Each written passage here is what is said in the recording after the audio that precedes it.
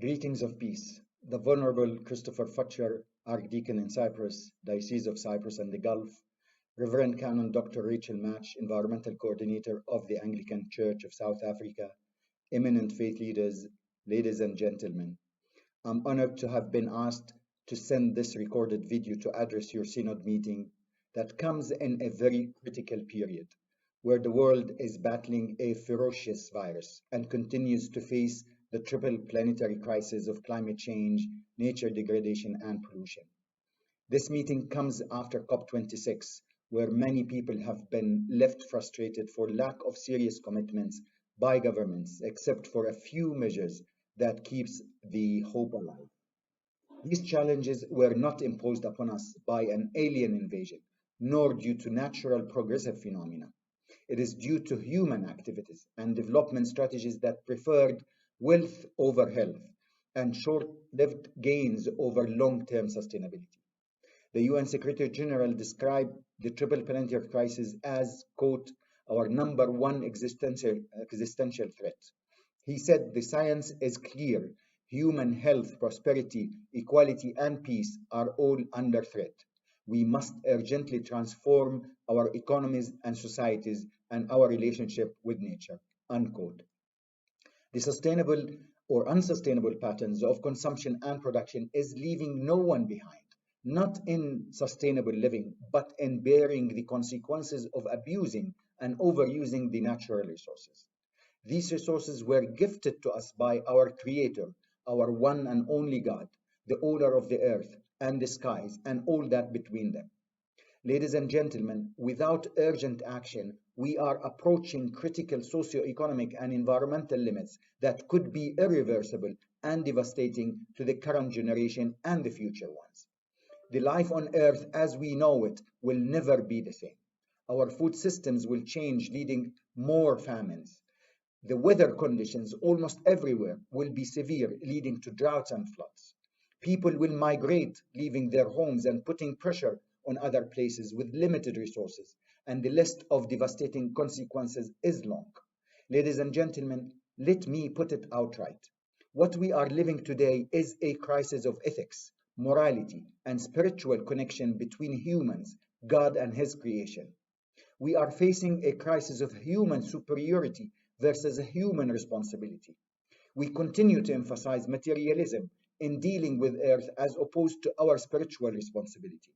The real value of creation cannot be simply measured by our metric or imperial systems of measurement. The 8.7 million species created by God cannot be simply at the mercy of one species, the humans. These unprecedented challenges will require unprecedented responses that are ethical, moral, and spiritual. Ladies and gentlemen, religions can offer the ontological vision, the metaphysical connections between humans and the rest of the creation, and the spiritual responsibility towards everything around us. Religious environmental ethics are important moral obligations for humans. We do not need to create these moral obligations. They are already inscribed for us in our holy scripts and commandments of God. These are critical and ethical guidelines towards non-human organisms that are part of our environment. Religions command humans to condemn greed and corruption. Religions urge humans to walk gently on earth and deal with the rest of the creation as other communities with rights. Pope John Paul II wrote The Ecological Crisis, A Common Responsibility in 1990, where he reiterated that nature has a fundamental value as the creation of God. Pope Francis issued in 2015 the Laudato Si encyclical on the environment and stated that causing environmental degradation is a moral sin. In the draft Al-Mizan Covenant for the Earth document to be released this year, God's oneness is the foundation of Islamic ethos towards God and His creation. The Quran opens with the praise of God as the Lord of the worlds. Ladies and gentlemen, the United Nations Environment Programme, the global authority responsible for keeping the world under review and for policy governing the environment, established in 2017 the Faith for Earth initiative as part of its moral responsibility towards Earth and towards all living issues. Faith for Earth is an interfaith program that is integrated into the medium-term strategy of UNEP and its program of work. It is a strategy for the implementation of the Sustainable Development Goals by all UNEP's divisions and units. A strategy to integrate faith actors into the policy-making systems on environmental issues. The initiative works not only on engaging faith actors in its projects and programs, but also considers faith values and views on its thematic focus on the triple planetary crisis, as well as its foundational programs. Faith for Earth works with religious institutions to green their massive financial resources and assets using sustainable principles, in addition to the religious principles of serving the people and the planet. UNEP has published guidelines on greenhouses of worship, as well as being a supportive partner of the Living Chapel in Rome and Milan and the Hope Cathedral of Norway, where both have used sustainability principles to service God and His creation.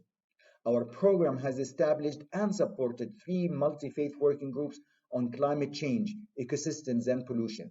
These working groups have been engaging on policy dialogue with politicians, issuing interfaith statements, and conducting capacity building workshops to the faith communities and beyond. Our initiative has published several thematic papers reflecting on each of the environmental issues and how they are addressed by around 12 religions and what needs to be done by the faith actors to deliver on their commitments and spiritual responsibilities. Faith for Earth is establishing the Faith for Earth Coalition that is composed of 4 councils. The first is the Council of Eminent Faith Leaders, where they would meet with state and non-state actors to convey one coherent and unified spiritual message. The second council is the Council of Youth, that we aspire to engage youth as the leaders of today and tomorrow in leading scientifically based and spiritually charged movement of change. The third council is the Council of Chief Executives of faith-based organizations that work in the field with local communities and provide the much needed on-the-ground support. And the fourth council is the Religions Science Consortium, bringing scientists and theologians and religious scholars to work together towards ethical sciences that benefit the people and the planet.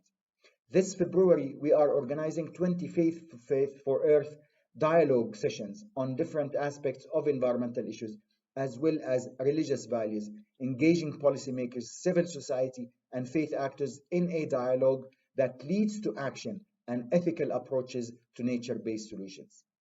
Ladies and gentlemen, faith organizations are the 4th largest economic power on earth. They own trillions of dollars in investment.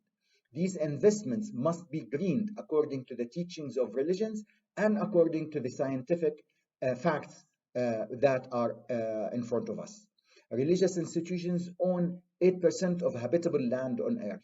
This is almost 64 times bigger than the United Kingdom. This is a huge responsibility religious institutions hold and must be the beacons of global change.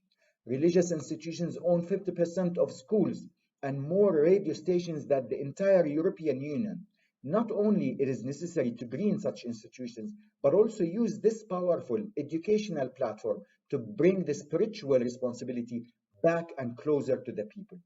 Not only institutions are responsible for leading the change, but we as individuals, we have the moral, spiritual responsibility to do what we can to reduce our footprint on earth. Myself, I have humbly installed a solar power system that generates all my electricity needs, and I do export to the national grid. I have also replaced my car with electric one. Simple steps like this can make a lot of difference when collectively measured. I wish you a very successful and spiritually fulfilling synod. Thank you very much indeed.